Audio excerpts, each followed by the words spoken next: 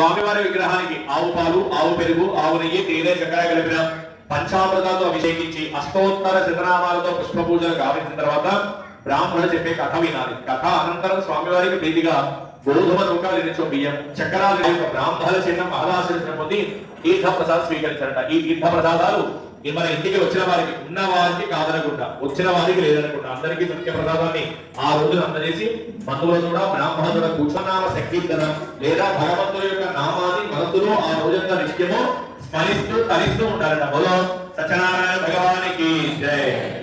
మీ చేతిలో ఉన్న అక్షతులు బ్రేక్ ఒక పక్కన వేసుకోండి, కథ మీద సపరేట్ పక్కన వేసుకోండి, మళ్ళీ మీకు అవసరం పడుతుంది. పైన హారతులు ఇస్తారని చూసి నమస్కారం చేసుకోండి.